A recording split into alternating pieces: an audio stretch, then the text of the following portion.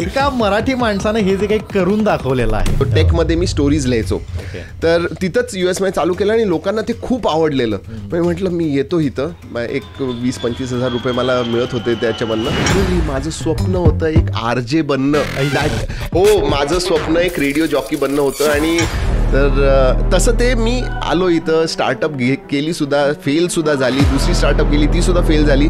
शेवटी जेव्हा मी यूट्यूब चालू केलं ना, जेव्हा मी सुरुवात केली, पहिला व्हिडिओ जेव्हा केला ना, मला आठवतंय अक्षरशः 300पासून 3000 सबस्क्रायबर फक्त झालेले, व्ह्यूज येत नव्हते. मी लिटरली मी काय करू असं झालेलं. आणि हा प्रश्न मला भरपूर लोक विचारतात की मी नवीन येतोय. बरं, आता मला एक मनातला प्रश्न विचारायचा आहे की हा मराठी माणूस किती कमवतो? अरे 12 ते 15 कोटी. ज्या लोकांना तुम्ही इन्व्हाइट केलं, जी लोक आली नाहीत, इगो प्रॉब्लेम होता की खरंच जेन्युइन रिझन होतं? नाही,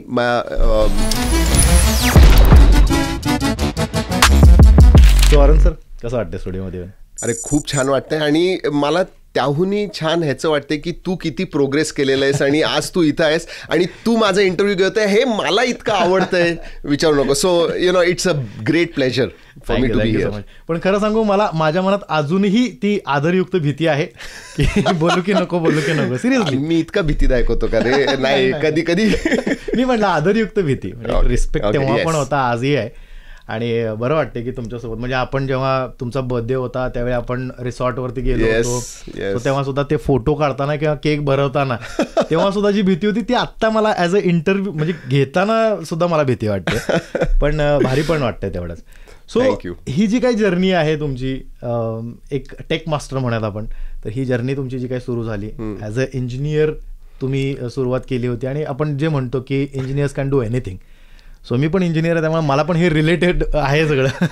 सो कशी झाली होती याची सुरुवात? मी तुला खरं सांगू का, म्हणजे हे मी भरपूर फोरम्सवरती बोललोय. माझं जेव्हा मी 18, 19, 20 वर्षाचं होतं ना, तेव्हा FM जस्ट आलेलं. तेव्हा आधी विविध भारती होतं, त्याच्यानंतर FM आलं. आणि मला लिटरली माझं स्वप्न होतं एक RJ बनणं. हो, माझं स्वप्न एक रेडिओ जॉकी बनणं होतं. आणि म्हणजे जर का मी त्यावेळेलाच शिफ्ट झालो असतो तर बहुतेक आज मी सुद्धा रेडिओ जॉकी असतो. बट आय थिंक कुठं ना कुठं तरी माझं ते स्वप्न होतं हे यूट्यूबवरती येऊन ते साकार झालेलं आहे. त्यामुळं पण हो, बरोबर, मी इंजिनियर आहे. IT मध्ये मी जवळजवळ 8-10 वर्ष काम केलं. त्यानंतर मी US ला होतो आणि मग नंतर इंडियामध्ये आलो, कारण की मला स्वतःचं काहीतरी चालू करायचं होतं. तर मी आधी ब्लॉगिंग करायचो, टेक्स्ट ब्लॉगिंग. पण तुला माहिती आहे की 2015-16 मध्ये जिओ आलं, डेटा खूप सगळ्यांनाच खूप स्वस्त झाला. आणि मग मी म्हटलं अरे मी सगळ्यांकडे बघतोय, माझी आई सुद्धा स्वयंपाक करताना तो व्हिडिओ बघत होती. म्हणजे मला तेव्हा वाटलं की आपण व्हिडिओमध्ये यायला पाहिजे. आणि कुठं ना कुठं तरी आतमध्ये एक ही होतीच की हां, मी असं व्हिडिओवरती बोलायला पाहिजे, कॅमेरा समोर असायला पाहिजे, हे मला आतून वाटायचं. So I started tech. माझं ऑब्व्हियसली पॅशन होतं. पण मला ॲक्च्युली कॅमेरा किंवा ऑडिओ, लाईट्स ह्याच्याबद्दल काहीच माहीत नव्हतं. जेव्हा मी सुरुवात केली, पहिला व्हिडिओ जेव्हा केला ना, मला आठवतंय आपला जो आपण वायर्ड हेडफोन आणि इयरफोन असतं ना, त्याच्यावरती मी ऑडिओ रेकॉर्ड करून आणि व्हिडिओ नॉर्मल फोनवरती करून मी पहिला व्हिडिओ केलेला. आणि त्याच्यानंतर ऑब्व्हियसली इम्प्रूव्ह करत गेलो.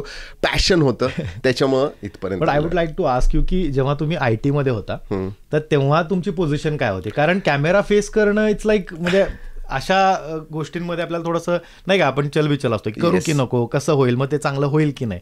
सो काय, म्हणजे तिथं तुम्ही as a me project manager म्हणून होतो. आम्ही प्रॉपर म्हणजे टीम वगैरे हँडल करायचो. आणि कम्युनिकेशन मला पहिल्या पण काय होतं माहिती आहे, लहानपणी ॲक्च्युली माझं कम्युनिकेशन चांगलं नव्हतं, इंग्लिश माझं चांगलं नव्हतं. आणि मला ते राहून खंत वाटायचं की अरे का माहिती आहे, because I wanted to improve की माझं बोलणं, पब्लिक स्पीकिंग. नाहीतर मला आधी खूप भीती वाटायची and I could not do it. त्यामुळे दॅट वॉज ऑलवेज देअर. मी सांगितलं ना, RJ व्हायचं होतं, कम्युनिकेशन होतं आणि कॅमेरासमोर येण्याची ती एक होतं की यार कधीतरी मी करणार. त्यामुळं ते इट वॉज देअर. IT सुद्धा, टेकमध्ये सुद्धा मी कसं माहिती का, मी सिव्हिल इंजिनियर आहे. पण जेव्हा मी पहिली कंपनी जॉईन केली, वेकफिल्ड निमॉनिक्स इन्फो नेटवर्क्स, अगदी म्हणजे 2000 साली, ती IT मध्ये होती. आणि पहिल्यांदा मी तिथं कम्प्युटर बघितलं आणि त्याच्याबरोबर माझं लिटरली प्रेम झालं. आणि मग नंतर ती जर्नी चालू झाली. आणि मग तिथून तुम्ही ते सगळं सोडून तुम्ही इंडियामध्ये आलात. आणि मग काय झालं माहिती का, एक 7-8 वर्ष तिथं काम केल्यानंतर एक मला कळालं की आत्ता म्हणजे पैसे वगैरे आधी इतके पैसे नव्हते, थोडे बहुत आले US ला गेल्यानंतर डॉलर्समध्ये, आणि म्हटलं की आपण ना एक वर्षभर इंडियात जाऊया, काहीतरी स्वतःचं क्रिएट करण्याचा प्रयत्न करूया. झालं तर चांगलं आहे, नाही झालं तर आपण परत येऊया. I was very confident that मला आल्यानंतर परत जॉब वगैरे मिळेल. पण मी आलो, माझं एक स्टार्टअप होतं तेव्हा, अगेन ब्लॉगिंगमध्ये. मी ब्लॉगिंग जे आहे ना, ब्लॉगिंग म्हणजे टेक्स्ट ब्लॉगिंग, आपण स्टोरीज वगैरे लिहितो, टेकमध्ये मी स्टोरीज लिहायचो. तर तिथंच US मध्ये चालू केलं आणि लोकांना ते खूप आवडलेलं. म्हटलं मी येतो इथं, एक 20-25 हजार रुपये मला मिळत होते त्याच्यामधनं. म्हटलं मी प्रयत्न करतो, ब्लॉगिंग तर आपलं आहेच. तर तसं ते मी आलो इथं, स्टार्टअप केली सुद्धा, फेल सुद्धा झाली. दुसरी स्टार्टअप केली, ती सुद्धा फेल झाली. शेवटी जेव्हा मी YouTube चालू केलं ना, आय वॉज इन म्हणजे एक बिकट परिस्थितीमध्ये मी तेव्हा होतो. पण हळूहळू यूट्यूबने ते वरती आणलं मला. थोडं पेशन्स, आणि ते सुद्धा प्रतीक होता माझ्याबरोबर. एक वर्षभर रोज मी व्हिडिओ टाकायचो 2016 पासून 17 पर्यंत. आणि अक्षरशः 300 पासून 3000 सबस्क्रायबर फक्त झालेले, व्ह्यूज येत नव्हते. मी काय करू असं झालेलं. बट देन एक व्हिडिओ आमचा गेला व्हायरल, आणि त्याच्यानंतर मग हळूहळू ते ग्रोथ होतच गेली. क्या बात आहे. पण तेच आहे की म्हणजे जेव्हा कन्सिस्टन्सी असते आपल्याकडे, तर त्यामुळे ते होत जातं असं आपण म्हणतो. पण काही आत्ताचे काही युट्यूबर म्हणा किंवा काही इन्फ्लुएन्सर्स म्हणा, त्यांना लगेच सगळ्या गोष्टींमध्ये बूम पाहिजे किंवा इन्स्टंट त्यांना व्ह्यूज हवेत. सो एक मेसेज त्यांना तुम्ही काय द्याल? मी सांगू का, आणि हा प्रश्न मला भरपूर लोक विचारतात की मी नवीन येतोय किंवा मी इतके व्हिडिओज टाकतोय. हा जो गेम आहे ना, तो पेशन्सचा गेम आहे. आणि गेम म्हणण्यापेक्षा त्याच्यामध्ये तुम्ही झोकून देणं गरजेचं आहे. कंटिन्युअसली रात्री झोपताना, सकाळी उठताना तुम्हाला तो विचार पाहिजे की आज मी व्हिडिओमध्ये काय करणार, मी काय वेगळं करू शकतो. आणि ते कंटिन्युअसली इम्प्रूव्हमेंट तुम्हाला करत राहायला लागतं. आणि ते केल्यानंतर सुद्धा success is not guaranteed. Right. Patience पाहिजे. तुम्ही कंटिन्युअसली ते करत राहा. आजकालचे जे इन्फ्लुएन्सर्स आहेत ना, त्यांना वाटतं मी 2 व्हिडिओ टाकले, 5 व्हिडिओ टाकले, 10 व्हिडिओ टाकले, लगेच वरती येणार. असं होत नाही. मी जसं सांगितलं की मी वर्षभर रोज एक व्हिडिओ, म्हणजे 300च्या वरती मी व्हिडिओ टाकले, पण मी इम्प्रूव्ह करत होतो. But it is matter of that 1 video, जेव्हा लोक तुम्हाला बघतील, ओळखायला लागतील, आणि मग तुमची तशी जर्नी चालू होईल. त्यामुळं I think you need to be patient, you need to be consistent, आणि तुम्ही इम्प्रूव्ह करायला पाहिजे कन्सिस्टंटली. ओके. सो आत्ता जर बघायला गेलं तर अरमॉक्स मीडिया अंडर एवढे सगळे चॅनल्स, म्हणजे आता एवढे म्हणजे मी मोजलेले नाही आहेत, पण मला हा आकडा तुमच्याकडनं ऐकायचा की किती चॅनल्स आहेत आपले? 16 आहेत.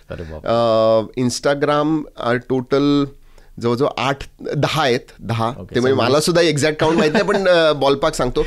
ओव्हरऑल सगळे हँडल्स बघितले तर 32-33च्या वरती आहेत. महिन्याला आम्हाला जवळजवळ 1.2 to 1.5 बिलियन व्ह्यूज येतात दर सगळ्या चॅनल्सचं जर का तुम्ही हे केलं तर, म्हणजे जवळजवळ 12 ते 15 कोटी. So that is the kind of. त्याच्यामध्ये मराठी, हिंदी, इंग्लिश. हां, तर त्याच्यामध्ये सुद्धा टेक आहे. टेकमध्ये आम्ही मराठी करतो, तमिळ करतो, इंग्लिश करतो, आणि हिंदी आमचं मेन चॅनल आहे. ट्रॅक इन ऑटो आहे, ट्रॅक इन शॉर्ट्स आहे, जिथं शॉर्ट्स करतो, तर सगळे ते आहेत. आणि मग एंटरटेनमेंटमध्ये आमचं टेक अ ब्रेक आहे, शॉर्ट्स ब्रेक आहे. शॉर्ट्स ब्रेक एशियातलं सगळ्यात मोठं शॉर्ट्स चॅनल आहे, ज्याच्यावरती 45 मिलियन सबस्क्रायबर्स आहेत. त्याच्यावरतीच आमचे 700-800 मिलियन व्ह्यूज महिन्याला त्या एका चॅनलवरती येतात.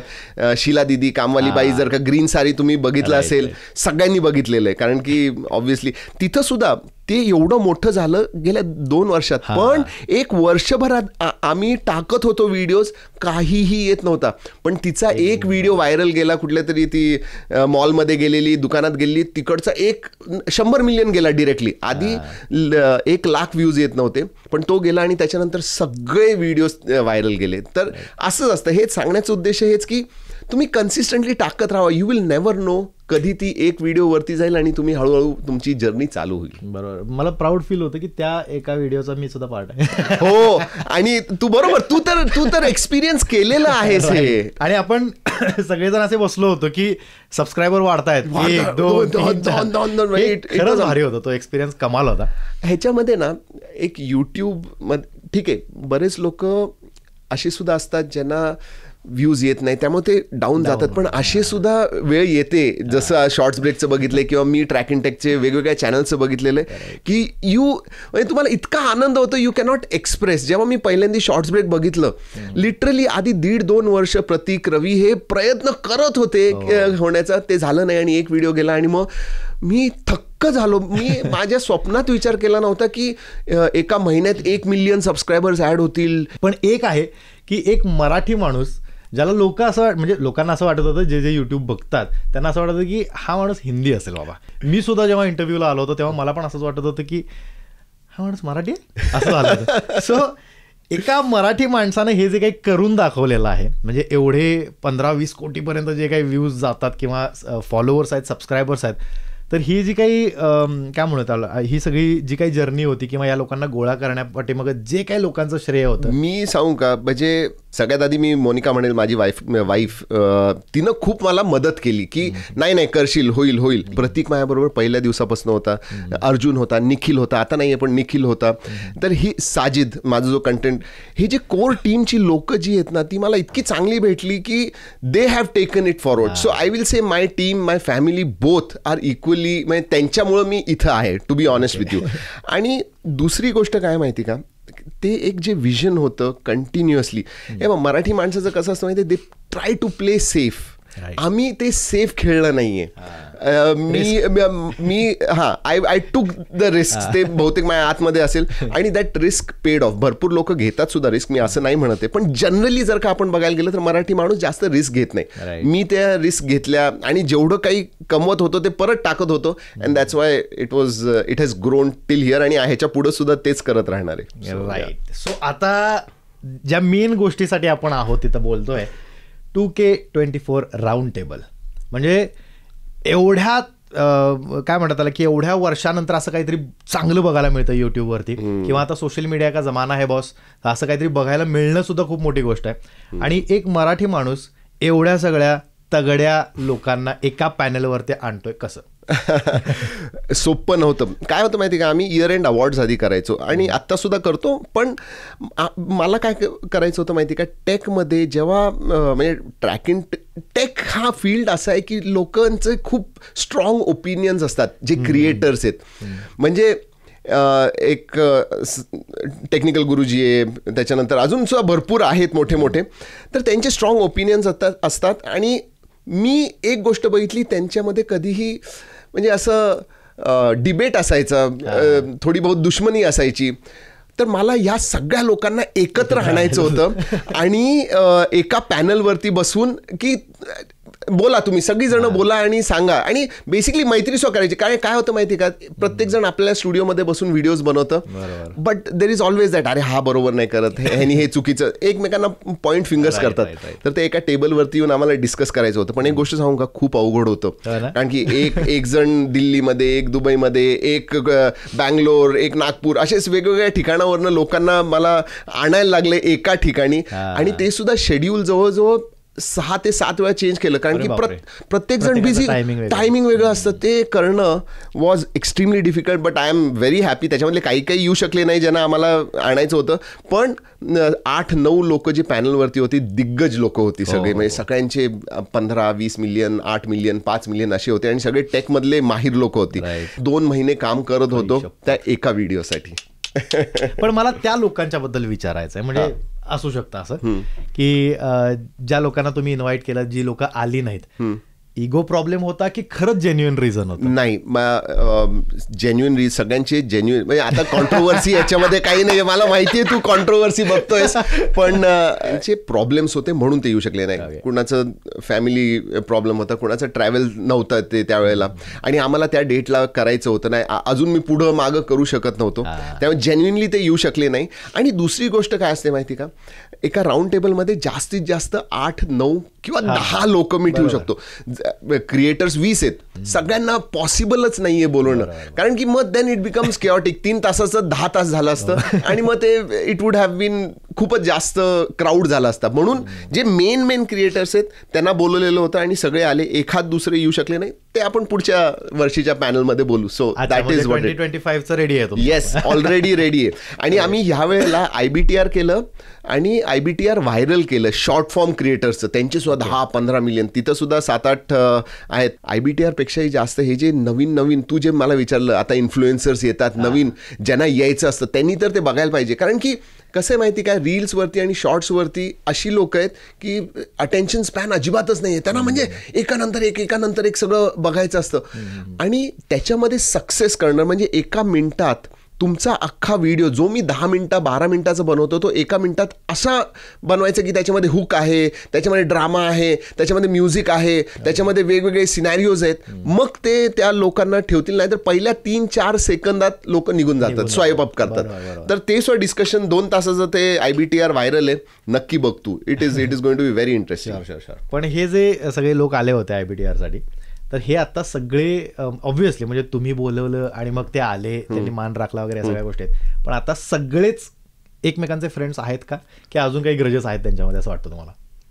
नाही, हे कॉन्ट्रोवर्शियल नाहीये, हे कॉन्ट्रोवर्शियल नाहीये, पण मी विचार करतो आहे एकमेकांच्या मध्ये. म्हणजे मी माझ्या बरोबर सगळ्यांची मैत्री आहे, पण काय होतं, नाही मी सांगतो तुला, एक जण येतो आणि मला दुसऱ्याबद्दल काय ते, कारण की माझी सगळ्यांची बद्दल मैत्री आहे, पण हा सांगतो हे मी बोलणार नाही बरं का, हे मी बोलणार ह्या पॅनलमध्ये, त्याला वाईट वाटलं नाही वाटलं मला काही घेणं देणं. मग दुसरा येऊन सांगतो की तो हे बोलेल बरं का, अजिबात बोलायला नाही. किंवा मग व्हिडिओ झाल्यानंतर माझ्याकडे भरपूर सगळ्यांचे कॉल्स येतात की हे कट कर, हे बरोबर नाही त्यांनी बोललेलं. ते आम्ही तसं न्यूट्रल आहोत, आम्ही काही नाही, अनसेन्सॉर्ड जे ऍक्च्युअल झालेलं होतं तिथं तेच आम्ही दाखवलं. तर एकमेकांमध्ये आहे अजूनही डिबेट आहे एकमेकांच्या बरोबर, एक म्हणजे they don't go along with each other. पण माझ्याबरोबर track in tech we have never been in controversy. तुला माहिती आहे की we have always try to be good with everyone. तर आता तेच आहे IBTR आम्ही जे केलं ते लोक लिटरली विचारतात की कसं काय पॉसिबल झालं, आणि ते सुद्धा एका मराठी माणसाला. मी मगाशी तेच म्हटलं की एक मराठी माणूस एवढ्या तगड्या कलाकारांना किंवा एवढ्या तगड्या युट्यूबर्सना एका ठिकाणी एका प्लॅटफॉर्मवर, ते पण पुण्यात. येस. सो हे पण सांगणं गरजेचं आहे की हा माणूस जो आहे तो मराठी पुणेरी आहे. येस, अगदी मराठमोळा. आणि मी US वरनं एक मोठं रिझन होतं येण्याचं, मला स्वतःचं तर चालू करायचं होतं, पण पुणे हे एक फार मोठं रिझन होतं, because I love this city, I love Pune city. म्हणजे जगात भारी, अगदी जगात भारी, प्रश्नच नाही. सो आता 2024चा हा जो काही व्हिडिओ आपण बघतोय, जसं तुम्ही आता हे पण सांगितलं की 2025 मध्ये राहिलेल्या लोकांचा आपण राऊंड टेबल करणार आहे, पण अजून काय असं खास आणि काय वेगळं आम्हाला बघायला मिळणार आहे? बरं, आता IBTR जे आहे ना हे खूप एक्सपॅन्ड होतंय. आता ह्या वर्षी आम्ही आधी मागच्या वर्षी एकच IBTR केलं, आता IBTR आणि IBTR व्हायरल केलंय. त्यामुळं काय होतं माहिती का, भरपूर रिजनल लँग्वेजेसचे जे क्रिएटर्स आहेत ना ते म्हणतात आम्ही पार्टिसिपेट, तमिळचे त्यांना इंग्लिश किंवा हिंदी बोलता येत नाही, त्यामुळे पण त्यांना पार्टिसिपेट व्हायचं, त्यांचं सुद्धा फॅन फॉलोईंग कम्युनिटी खूप मोठी आहे.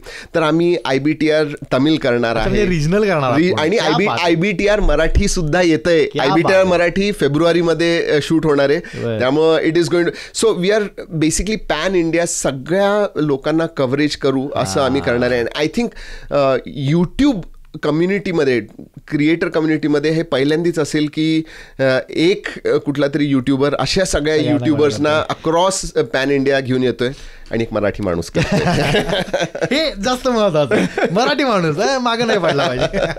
बरं, आता मला एक मनातला प्रश्न विचारायचा आहे की हा मराठी माणूस किती कमवतो? अरे बरं, हे बघ, मी कमवतो भरपूर, पण जे काय कमवतो ना ते हे वाढवण्यात मी आधी सुद्धा हेच सांगितलं की yes there is lot of earning. त्याच्याशिवाय आज आम्ही 100 लोक आहोत. म्हणजे यूट्यूब मी चालवतो, यूट्यूब चॅनलचं चालवतो, पण वी आर 100 पीपल. त्यांचे सॅलरीज, त्यांचं सगळं करण्यात म्हणजे जितकं कमवतो तितकं, म्हणजे एक समजा मोठी BMW घेतली तर एक स्टेअरिंग आणि एक टायर माझ्या हातात राहील, बाकी सगळं मी परत देऊन टाकतो.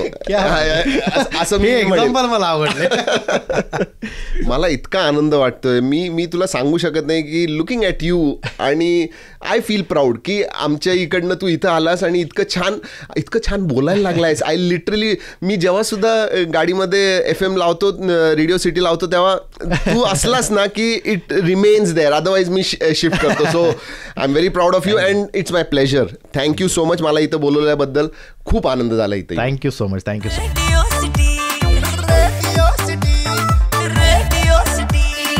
रेडिओ सिटी, रग रग में दौड़े सिटी.